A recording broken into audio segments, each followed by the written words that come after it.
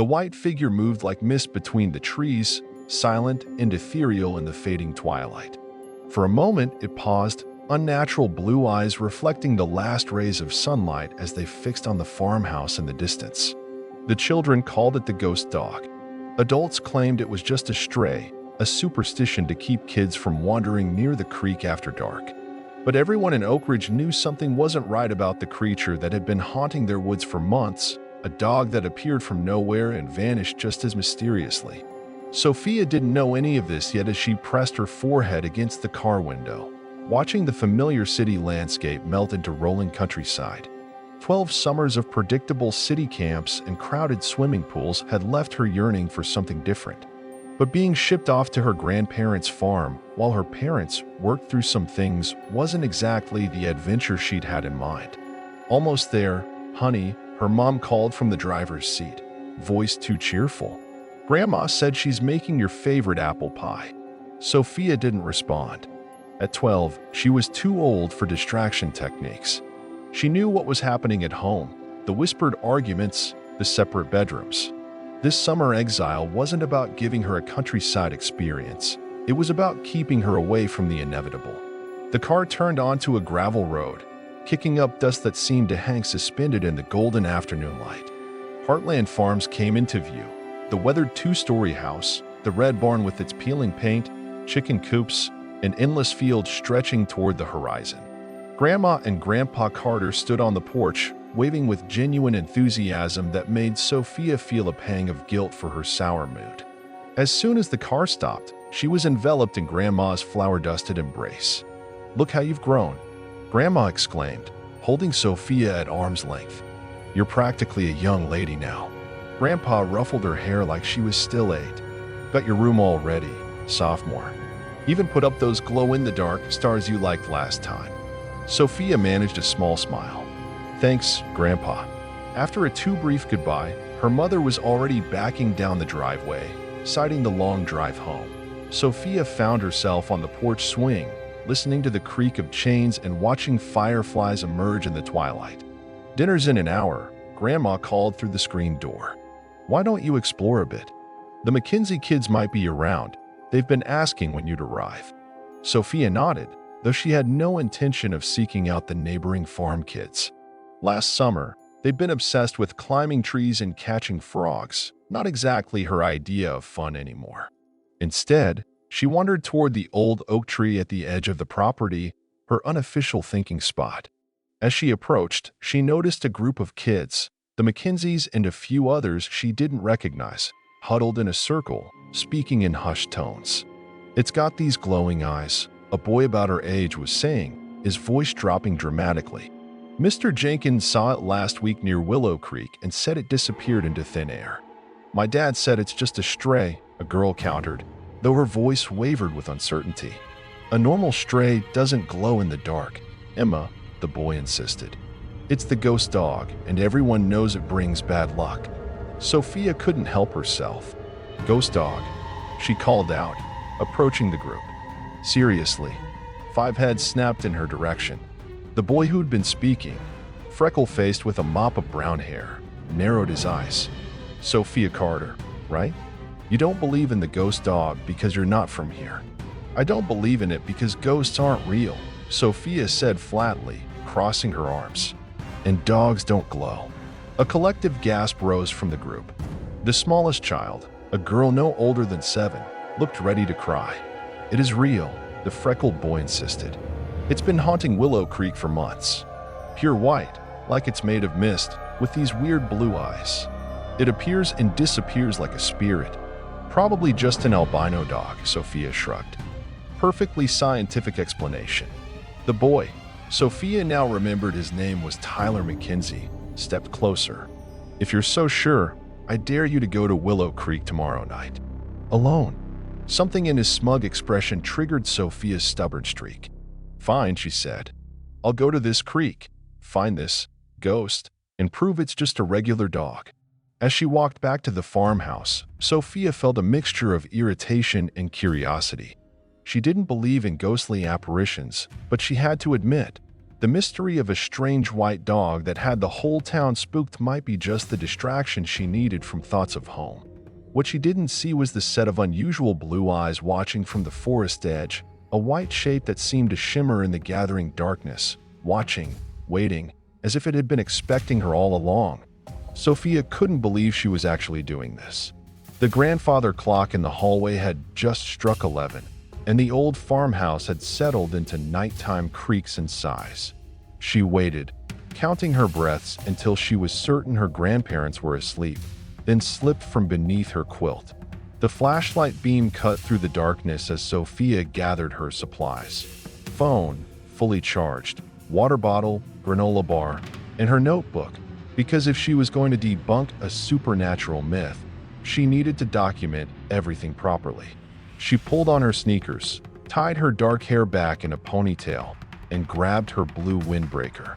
Sophia had spent the afternoon casually asking her grandmother about local legends. Ghost dog. Grandma had chuckled, kneading bread dough. That's just a stray that showed up a few months back. Unusual looking, I'll admit, completely white with those striking eyes. Folks around here love their stories. Is it dangerous? Sophia had asked, trying to sound merely curious. Not that I've heard, just skittish. Some say it's somebody's lost pet. Others think it escaped from a lab or something. Grandma shrugged. I'd still stay clear of Willow Creek after dark, though. Not because of any ghost, but because you could trip and hurt yourself like old Peterson did. Now, Sophia eased open her bedroom window and climbed carefully onto the porch roof. She'd done this last summer too, but only in daylight and just for the adventure of it. Tonight felt different. The velvety darkness seemed alive, watching her every move. Her phone's GPS had Willow Creek marked. It was less than a mile through the forest that bordered her grandparents' property. She'd memorized the route, determined not to give Tyler the satisfaction of her getting lost. The night was surprisingly loud. Crickets chirped, frogs croaked, and occasionally something rustled in the underbrush, making Sophia's heart jump. Her flashlight beam bobbed ahead of her, catching the reflective eyes of night creatures that quickly scurried away. There's no such thing as ghost dogs, she whispered to herself, the sound of her own voice oddly comforting. The trees began to thin, and Sophia heard the gentle gurgle of water. Willow Creek. Massive willows bent over the water like ancient guardians, their trailing branches creating shadowy curtains that swayed in the light breeze. Sophia switched off her flashlight and let her eyes adjust to the moonlight. The creek was peaceful, beautiful even, certainly not haunted. She found a large, flat rock near the water's edge and settled down to wait, checking her phone. 11:47 p.m. I'll give it until midnight, she murmured. Then take a few pictures of absolutely nothing and go back to. A twig snapped. Sophia froze, her heart suddenly hammering. Something was moving on the opposite bank, disturbing the tall grasses. She strained her eyes, trying to penetrate the darkness. Then she saw it, a flash of white between the trees. Not glowing, not floating, just white. Like fur. Just a dog, Sophia whispered, but her mouth had gone dry. She fumbled for her phone, switching on the camera. Come on out. I won't hurt you. As if responding to her voice, the white shape emerged from the willows. Sophia gasped. It was a dog, a large one with a thick coat as white as fresh snow that seemed to capture the moonlight. But what made Sophia's breath catch were its eyes, a crystalline blue so bright they seemed to glow from within, fixed directly on her with an intensity that felt nothing like an ordinary animal's gaze. Sophia's scientific certainty wavered. The dog didn't behave like a stray. It didn't growl or bark. It simply stood, watching her with those impossible eyes, its head tilted slightly as if studying her. Hey there, Sophia said softly, surprised at the steadiness in her voice. She extended her hand, palm down, the way you're supposed to approach unfamiliar dogs. See? I'm not scary. The white dog took a single step forward, then stopped. It looked from Sophia to something beyond her, then back again. It whined, a sound so mournful it sent chills down Sophia's spine. "What is it?" she whispered. "What are you trying to tell me?" The dog took another step toward the creek, then looked at Sophia expectantly. "You want me to follow you?" She almost laughed at herself. This was exactly how ghost stories started, the foolish protagonist following the supernatural creature to their doom. And yet, there was nothing threatening about this dog. Unusual, yes. Mysterious, definitely. But dangerous? Sophia didn't think so. She stood slowly. "Okay, I'm coming over. Just stay there." Sophia looked for a place to cross the creek. A few yards upstream, several flat stones created a natural pathway. She stepped carefully from one to the next, her phone's camera still recording. The white dog waited, watching her progress with that same unnerving intelligence. As Sophia reached the opposite bank, it backed away, not in fear, but as if making room for her. "You're just a dog," Sophia said, more to convince herself than anything. A really pretty, unusual dog, but still just a... The white dog suddenly stiffened, ears alert. Sophia heard it too. Voices, flashlight beams, approaching from the direction she'd come. "Sophia Carter." Tyler McKenzie's voice rang out. "Are you out here?" The dog looked at Sophia one last time, a look that somehow conveyed disappointment, then turned and bounded into the forest, a ghostly streak that vanished between the trees. "Wait," Sophia called, forgetting to keep her voice down. "Come back." The voices grew louder. "I told you I heard someone," Tyler was saying. "She actually came out here." Sophia stood frozen, her phone still recording nothing but darkness, torn between following the mysterious dog and facing the approaching kids. She hadn't imagined those eyes, that intelligence. There was something about this dog, something she needed to understand. And in that moment, Sophia knew her summer had just become the adventure she never knew she wanted. "I saw it. I actually saw it," Sophia exclaimed the next morning, spreading her phone across the kitchen table. Tyler and his younger sister Emma leaned in, their skepticism evident. "There's nothing there," Tyler said, squinting at the dark, blurry video. "Just some white blur." "It moved too fast," Sophia insisted. "But I was right there. It had these incredible blue eyes, like nothing I've ever seen." Emma glanced nervously at the kitchen door. "My mom says we're not supposed to talk about the ghost dog in front of grown-ups. They get upset." Tyler nodded. "Ever since old Peterson's accident, the adults think the story is getting out of hand." Sophia frowned, pulling her phone back. After the others had found her at the creek last night, she'd had no choice but to return with them, leaving the mysterious white dog behind. Tyler had oscillated between impressed that she'd actually shown up and disappointed that she hadn't been scared off by the ghost. "Did either of you ever get close to it?" Sophia asked. Both shook their heads. "Nobody gets close," Emma whispered. "It always disappears." "Until last night," Sophia corrected. "It didn't run from me, not at first. It was like it was trying to tell me something." Tyler rolled his eyes. "Now you sound like crazy Mrs. Abernathy." She claims the dog is trying to send messages about her dead husband. Despite Tyler's dismissal, Sophia couldn't shake the feeling that there was something special about the white dog. Those eyes had held an intelligence that seemed almost human. Did it show up around the same time as anything else strange? Sophia asked. "Like, I don't know. New people moving to town or weird weather?" Emma and Tyler exchanged glances.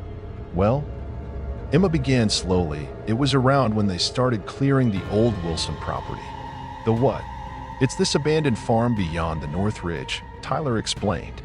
"Some company bought it a few months ago.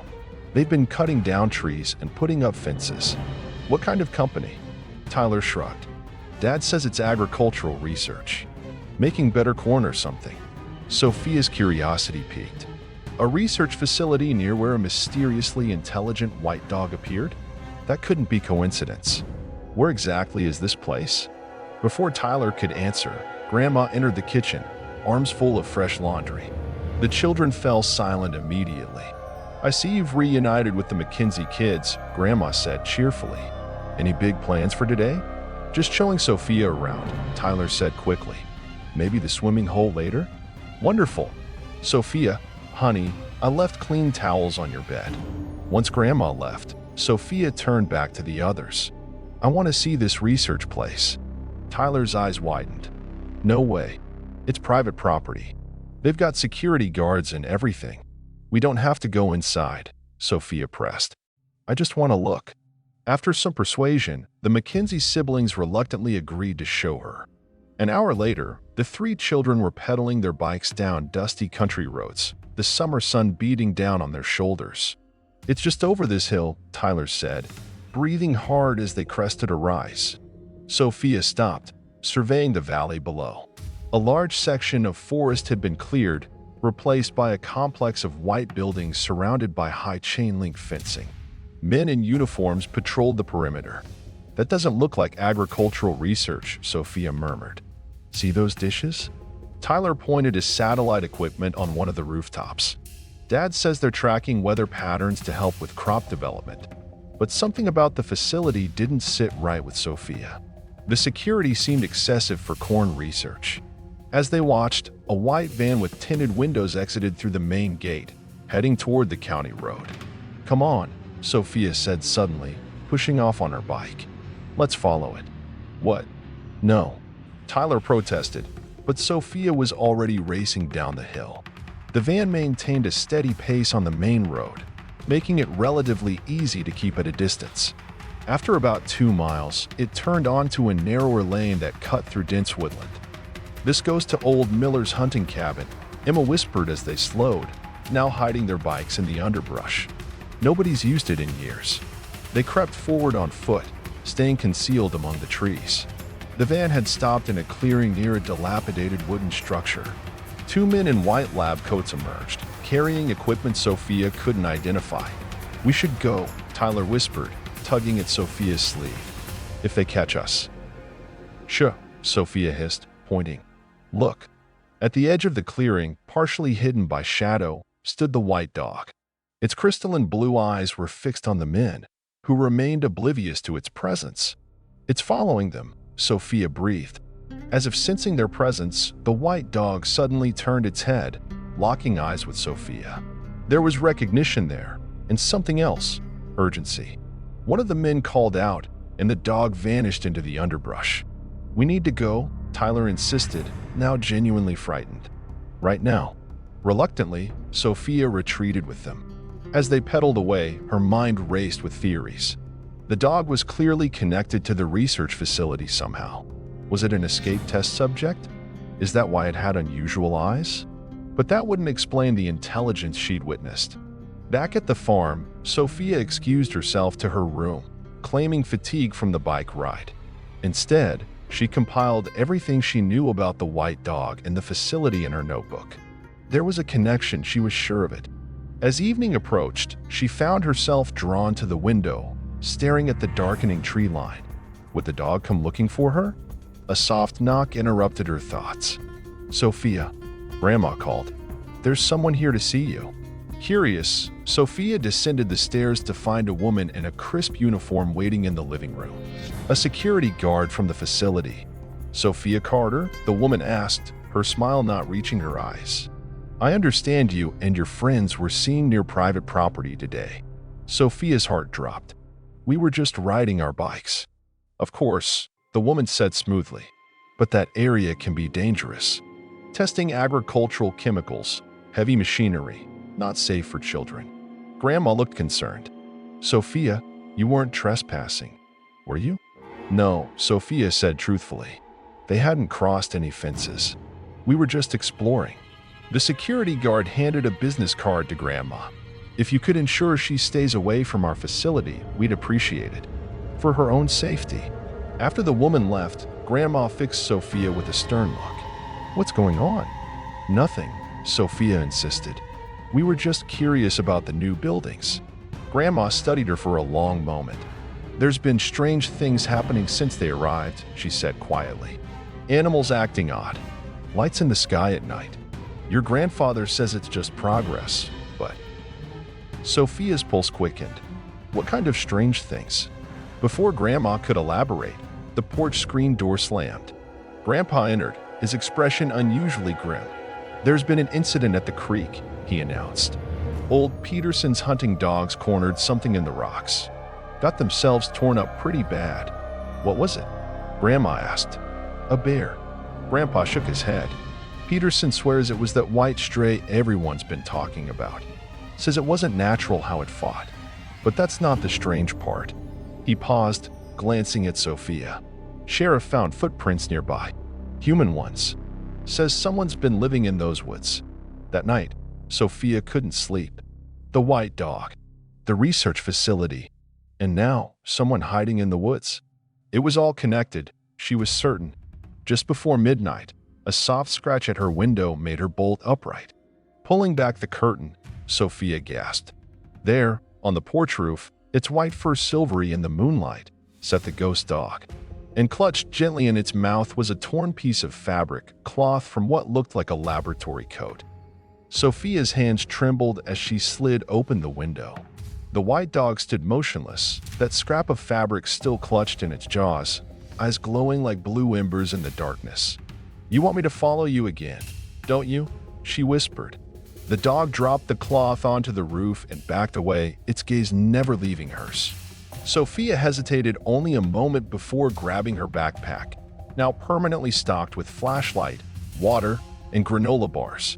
This time, descending from the porch roof felt different, more purposeful, more dangerous. Whatever mystery surrounded this dog, she was about to uncover it. The moment her feet touched the ground, the white dog circled her once, then trotted toward the forest edge, stopping to ensure she followed. Sophia clutched the piece of fabric, white cotton with a faded blue logo, Agrigent Research. The night was cloudy, the moon only occasionally breaking through to illuminate their path. The dog moved with silent confidence, leading her deeper into the woods than she'd ever ventured. After 20 minutes of walking, they reached a small stream, not Willow Creek, but a narrower tributary. The dog paused at a fallen tree, then squeezed beneath it. Sophia followed, discovering a hidden path behind thick undergrowth. The forest opened into a tiny clearing where an abandoned hunter's blind stood on stilts, a small wooden structure meant for wildlife observation. The dog stopped, staring at the blind. Sophia approached cautiously, noticing a faint light flickering inside. "Hello," she called softly. "Is someone there?" The light went out immediately. Silence. "I won't hurt you," Sophia continued. "I'm just trying to understand what's happening." She looked at the white dog. "He led me here. The ghost dog everyone talks about." A rustling came from inside the blind, then a voice, young, male, wary. "He's not a ghost." The wooden door creaked open, and a boy emerged, maybe 16 or 17, but so thin and haggard it was hard to tell. His clothes were filthy and torn, his dark hair wild, but his eyes held the same intense intelligence as the dog's. "Who are you?" Sophia asked, stepping back instinctively. "Luke," he answered, his voice rough with disuse. "And that's Snow." The white dog, Snow, moved to stand beside the boy, looking between them as if satisfied with this meeting. "I'm Sophia. Why are you hiding out here?" Luke studied her face, seemingly deciding whether to trust her. "We escaped," he finally said. "Both of us." "From the research facility?" Sophia asked, pieces falling into place. Luke nodded grimly. "Agrigent. They're not studying agriculture. They're studying something else entirely." "What?" "Intelligence transfer. Brainwave synchronization between species." Luke's hand rested on Snow's head. "Snow isn't just a dog. He's enhanced." They altered his brain development, tried to create a neurological connection between us. Sophia stared at the white dog, who gazed back with those uncanny blue eyes. "So that's why he seems so smart? Why his eyes are different?" "The eyes are a side effect of the genetic modifications," Luke explained, sitting down on the blind steps, clearly exhausted. "But yes, he understands far more than a normal dog. And sometimes..." Luke hesitated. "Sometimes I can feel what he feels, see what he sees." "That's impossible," Sophia whispered, though she was no longer sure what was possible anymore. 3 months ago, I would have agreed with you." Luke's voice was bitter. "I was an intern at Agrigent. Just a high school science prodigy getting summer credit. Then I discovered what they were really doing. So you ran away and took Snow with you? Luke nodded. They'd have killed him once they got all their data. Just another lab animal. His face darkened. I couldn't let that happen. Not to him. Snow pressed against Luke's leg, a gesture so full of trust and affection that Sophia felt her throat tighten. Why did Snow bring me here? Why now? Because they're getting closer, Luke said quietly. The security patrols have increased. They used tracking dogs yesterday. That's what happened at the creek. Snow fought them off, but... His voice trailed off. But they'll find you eventually, Sophia finished. Luke nodded grimly. We can't keep running. I have evidence of what they're doing, illegal experiments, animal cruelty, but I need to get it to someone who can help. Someone who will believe me. My grandfather knows the sheriff, Sophia offered. You think a small-town sheriff will take on a corporate giant based on the word of a teenage runaway? Luke laughed bitterly. Then the newspaper? TV stations? Maybe, if I could reach them. But I can't exactly walk into town. They've got people watching. Sophia's mind raced. But I can, she said suddenly. I can take your evidence. Luke hesitated. It's dangerous. If they realize you're helping me. They won't. Sophia insisted with more confidence than she felt. I'm just a kid visiting her grandparents for the summer. Nobody will suspect me. After a long moment, Luke reached into his pocket and pulled out a small USB drive. Everything's on here. Photos, videos, research data I downloaded. His hand closed around it. But Sophia, if you do this, there's no going back. The weight of the moment pressed down on her. This wasn't some summer adventure anymore. This was real, dangerously real. Snow nudged her hand gently with his nose, those intelligent blue eyes seeming to say, "We need you." Sophia took a deep breath. I'll do it. I'll help you. The relief on Luke's face was palpable. Thank you, he whispered. As they planned how to expose Agrigen's experiments, a twig snapped in the darkness beyond the clearing. Snow's head jerked up, ears alert. Someone's coming, Luke hissed, pulling Sophia toward the blind. Flashlight beams swept through the trees, voices growing closer. The tracks lead this way. Luke shoved the USB drive into Sophia's hand. Take it and go. Snow will lead you back safely. But what about you? I'll create a diversion, Luke said grimly. Snow, take her home. Now. The white dog nudged Sophia urgently, pushing her toward a dense thicket. Wait, I can't just... Go. Luke's voice was desperate. This is bigger than all of us. Get that evidence somewhere safe. Heart pounding, Sophia followed Snow into the underbrush, the USB drive clutched tightly in her hand. Behind them, she heard Luke crashing deliberately through the forest in the opposite direction, drawing the search party away. Snow guided her through the darkness with uncanny precision, always staying just ahead, choosing paths that left no trace. When they finally emerged at the edge of her grandparents' property, Sophia knelt beside the white dog. We'll save him, she promised. I won't let you down. Snow's intelligent eyes held hers for a long moment. Then, with a soft whine, he turned and vanished into the night, a ghost once more, but now a ghost with a name and a purpose. Sophia clutched the USB drive like a lifeline. Tomorrow, she would find a way to expose Agrigen's secrets. Tonight, she had a promise to keep. Sophia barely slept.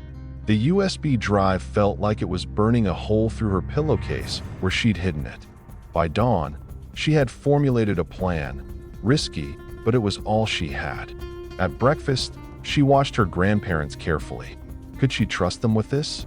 Grandpa had connections in town, but he was also practical, law-abiding. Would he believe her wild story about corporate conspiracies and genetically modified dogs? You're quiet this morning, Grandma observed, sliding another pancake onto Sophia's plate. Sophia took a deep breath. Grandma, what would you do if you knew someone was doing something wrong? Something really wrong. Grandma paused, her expression thoughtful. I'd speak the truth, even if my voice shakes. But what if no one believes you? Grandma sat down beside her. Sophia, what's going on? Before she could answer, the phone rang. Grandpa answered it, his expression darkening as he listened. They found a trespasser last night, he announced, hanging up. That security company caught some runaway kid hiding in the woods. They're saying he vandalized their property. Sophia's fork clattered against her plate. Is he okay? Grandpa looked surprised at her intensity. I suppose so. Sheriff's holding him until they sort it out. Luke was alive, but captured. Sophia's thoughts raced. If Agrigen got their hands on him again. I need to go into town, she blurted. 4 souvenirs. 20 minutes later, Sophia was pedaling furiously down the country road, the USB drive secure in her pocket. Her destination wasn't the sheriff's office. They might be working with Agrigen, but the Oak Ridge Gazette, the local newspaper run by Ms. Patricia Wilson, an old friend of her grandmother's who'd been invited for dinner last summer. The newspaper office was small, occupying a narrow storefront on Main Street. The bell jingled as Sophia pushed open the door. Ms. Wilson looked up from her computer, recognition dawning. Sophia Carter. My, how you've grown. Her smile faded, noticing Sophia's anxious expression. What's wrong, dear? I need your help, Sophia said, pulling out the USB drive. It's about Agrigen. They're not what they seem. Skepticism flashed across Ms. Wilson's face, but she gestured to a chair. Tell me everything. Sophia spoke rapidly, explaining about Snow, about Luke, about the genetic experiments. As she talked, Ms. Wilson plugged in the USB drive, her eyes widening as she scrolled through its contents. These photos, she murmured. These documents. My God. Luke is at the sheriff's office, Sophia finished. They'll turn him back over to Agrigen. We have to help him. Ms. Wilson was already reaching for her phone. I have a friend at the State Environmental Agency and another at the regional FBI office. She paused, looking at Sophia intently. This is bigger than a small-town paper, but we can start the avalanche. Within hours, the sleepy town of Oak Ridge was transformed. Black SUVs with government plates descended on the Agrigen facility. News vans from the nearest city arrived, reporters clustering outside the sheriff's office where Sophia sat with Ms. Wilson, her grandparents now beside her, their faces a mixture of shock and pride. You should have told us, Grandma whispered, squeezing her hand. I wasn't sure you'd believe me, Sophia admitted. Always, Grandpa said firmly. We're family. The sheriff emerged from his office, Luke beside him, tired and disheveled, but free. Charges dropped, the sheriff announced gruffly. Seems some folks owe this young man an apology. Outside, cameras flashed as agents led handcuffed Agrigen executives to waiting vehicles. The company's illegal experiments, using genetic modification to enhance animal intelligence for potential military applications, were being exposed worldwide. But one question remained unanswered. Where's Snow?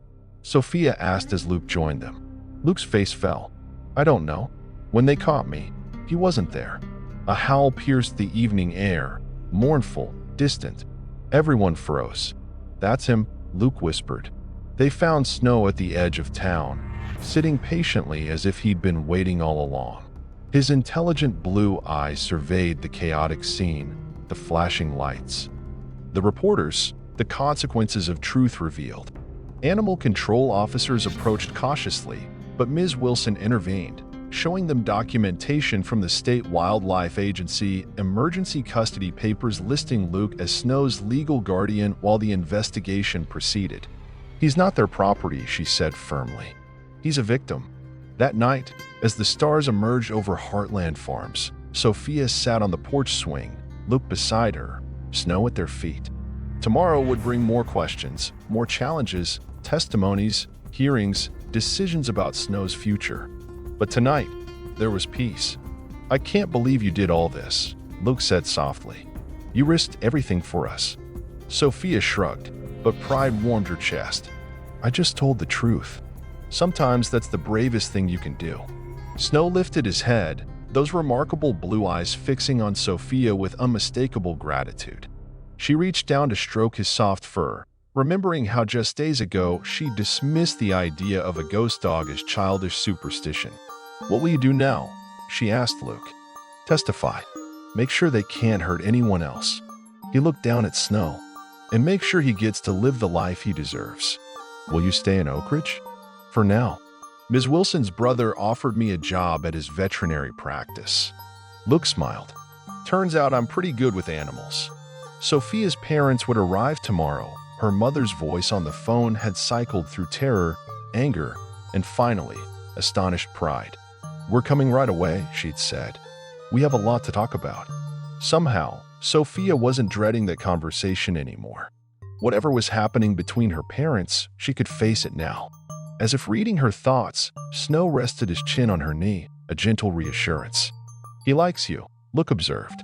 That connection, it's rare. Sophia smiled, watching fireflies begin their nightly dance over the fields. This summer had started with her feeling abandoned, powerless. Now she understood that courage wasn't about being fearless. It was about speaking truth, even when your voice shakes. The white dog many had feared as a ghost had led her to that truth.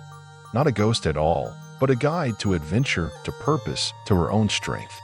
Sophia scratched behind Snow's ears, earning a contented sigh from the extraordinary animal. Thank you, she whispered, words meant for him alone. And somewhere in those intelligent blue eyes, she could have sworn she saw him smile.